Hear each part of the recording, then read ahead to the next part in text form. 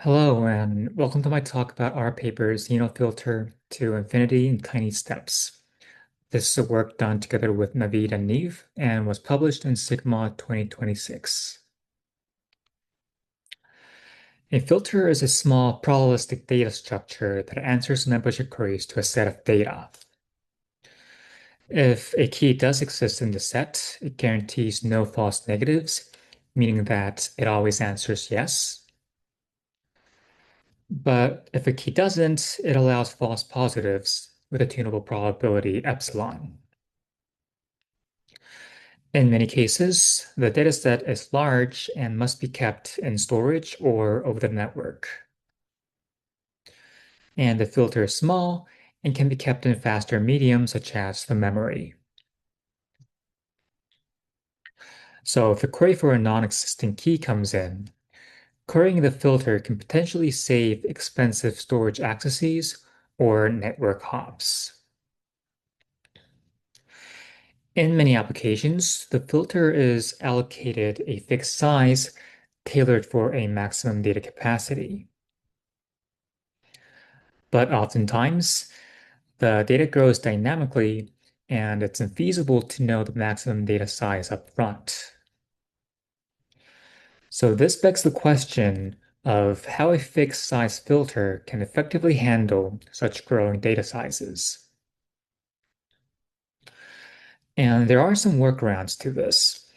One way is pre-allocating a very large filter so that it can accommodate any feasible data size.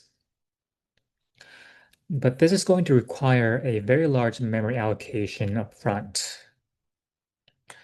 Another way is reconstructing a larger filter by going through the entire data in storage or over the network. But this requires a slow, full scan of the entire data set.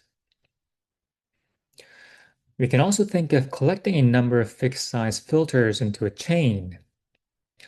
But this will result in slower queries, since now the queries must go through all the filters in the chain to return a result. There is a more recent class of filters called fingerprint filters, which are dynamic, meaning that they can expand to handle growing data without such workarounds.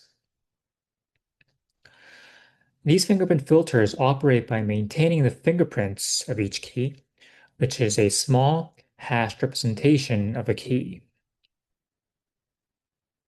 On an insert, it first hashes the key and uses the upper few bits of the hash as the fingerprint and the lower few bits of the hash as the slot address.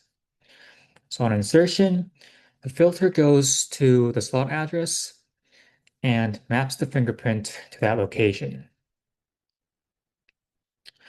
And we call the set of fingerprints that map to the same slot a run. Of course, multiple fingerprints could be mapped to the same slot, making the run become longer. This harms query performance because the query must now search through all the fingerprints of the run to find a match.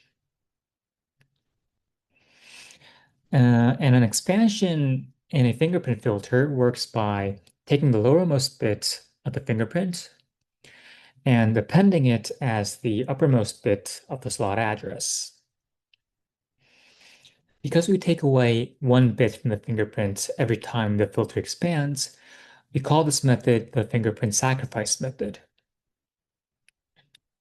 So when a filter expands by using fingerprint sacrifice, the filter size effectively doubles, while each slot becomes narrower by one bit. And after expansion, the keys that were mapped to the same slot may now be mapped to a different slot depending on the sacrifice bit. We can now see that these fingerprint filters do not need these workarounds for accommodating large data. A fingerprint filter can be allocated a small size from the start and expand along the way using less memory upfront.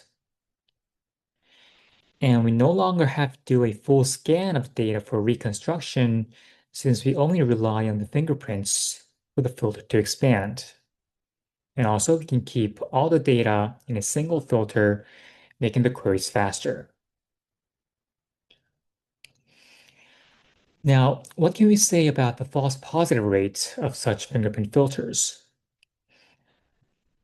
Given the length of the fingerprints stored in the filter, the false positive rate is 2 to the negative power of the fingerprint length, which we will be calling f. Since the fingerprint loses 1 bit every time the filter size doubles, the fingerprint length shrinks logarithmically with data size n, making the overall false positive rate increase linearly with the data size. So also, on top of the problem of the filters having linear false positive rates, traditional fingerprint filters can only support up to f expansions, since by then the fingerprints will run out of valid bits. A recent work on fingerprint filters called InfiniFilter tackles the problem of the linear false positive rate. The main intuition of InfiniFilter is instead of assigning uniform lengths to all fingerprints, it assigns longer fingerprints to entries that are newly inserted. This improves the filter's false positive rate from being linear to being logarithmic with respect to the data size. So as you can see, InfiniFilter successfully stabilizes the false positive rate, but its query time suffers since it maintains its structure similar to how chaining does. But a more recent filter called AlepFilter solves even that problem and allows for fast query speeds. However, these existing filters collectively suffer from space wastage both during and after expansion. And the core problem here is that during expansion, fingerprint filters allocate a new filter out of place that is double the original size. This makes it so that during expansion, both the old and new filters coexist in memory, thereby requiring up to 3 times the space to expand the filter. Furthermore, after expansion finishes and the old filter is deallocated, you can see that more than 50% of the slots remain unused, further increasing the space wastage immediately after expansion. And you can observe this happening in the filter's execution trace. AlepFilter shows a 3 times spike in memory usage during each of its expansion. And after each expansion, the ratio of wasted space peaks over 2. So in summary, these existing fingerprint filters require up to 3 times the space in the process of expansion.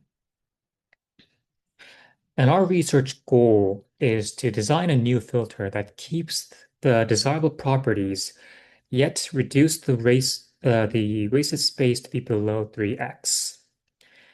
And to this end, we introduce Zeno filter.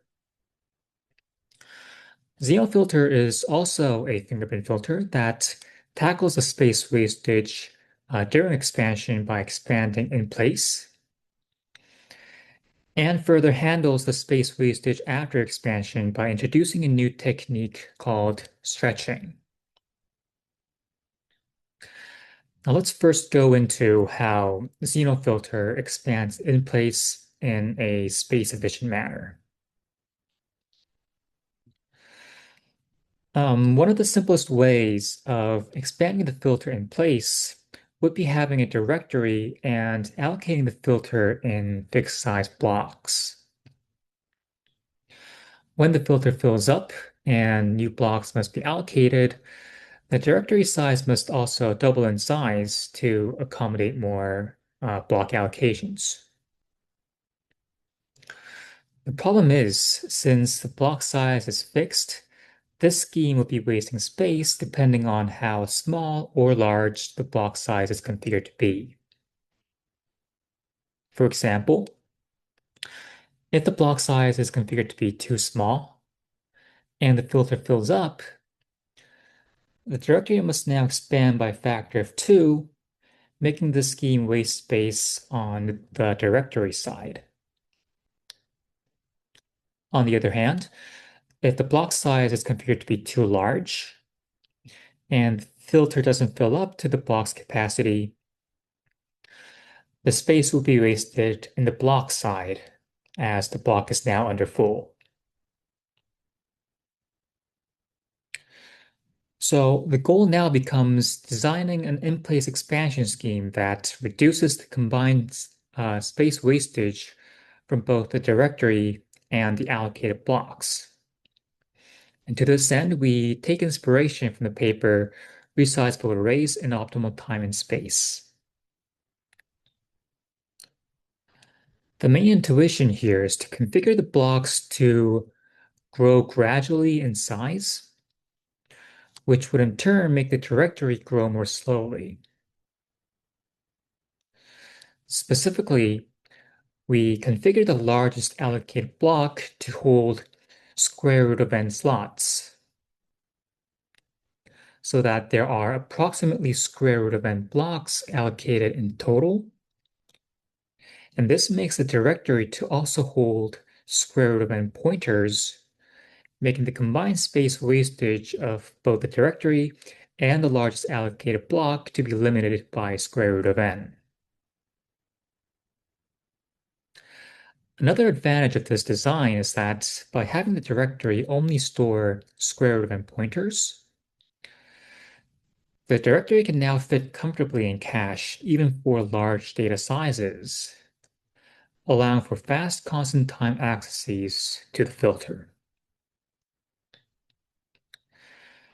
Now, coming back to the execution trace, you can see that Zeno filter successfully removes the memory spike during expansion by expanding in place. But the trade-off is increased filter access costs due to the layer of indirection. However, the performance drop is small and constant, and the difference doesn't scale with the data size. Now let's move on to how XenoFilter reduces space wastage after expansion through stretching. Recall that in existing fingerprint filters, more than 50% of the slots are wasted immediately after expansion. And the reason is because the filter size doubles on every expansion. So the main idea of stretching is to expand the filter by a smaller factor S that is less than 2. And this ensures that less than 50% of the slots are wasted after expansion. And the core idea here is to stretch the distance between the runs so that the newly added slots in between can be used to accommodate more inserts. And the key question here is, how do we calculate the slot address after stretching? Can we use fingerprint sacrifice here to calculate the new slot address after expansion? Well, the main idea of fingerprint sacrifice is to use 1 bit of the fingerprint to expand the filter by a factor of 2. But if you want to expand the filter by a factor of less than 2, then there's no immediate way of how we can sacrifice less than 1 bit to do so.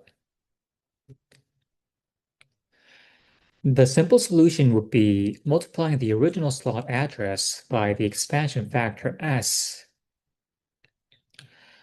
But the problem of doing so is that as more expansions take place, keys will keep getting mapped to the same slot address even after expansion. This would increase the average length of each run, thereby slowing down the queries for a given slot address. The solution that Zeno filter takes is we specifically configure S to be 2 to the power of 1 over R. This ensures that the filter size doubles after expanding R times, which is when we can use fingerprint sacrifice to split the runs, thereby yielding us faster queries. So what used to be a single expansion using fingerprint sacrifice between the filter size doubling now becomes R expansions by a smaller factor. And the first R minus 1 times we expand the filter through stretching, and in the last expansion we expand the filter using fingerprint sacrifice. The benefit of integrating stretching is that the ratio of wasted space immediately after expansion reduces from 2 to 2 to the 1 over R. The trade-off we make here is that the average number of rewrites per entries increase linearly with respect to R. And we can observe this behavior happening as we use stretching. The ratio of wasted space drops below 2, and we can reduce this ratio even further by increasing the number of stretching that takes place. But again, the trade-off is that the number of rewrites per entry increases linearly with the number of stretching that takes place. And this is translated to the average insert latency increasing linearly as shown in this graph. To wrap it all up, we've introduced how Zeno filter expands in place and uses stretching to reduce the space wastage both during and after expansion. And we've successfully maintained the desirable properties of existing designs, yet reduced the amount of required space down below 3x throughout the filter's lifetime. And if you're interested in other features of our work, including the concurrency scheme or space-efficient deletes, please feel free to check out our paper.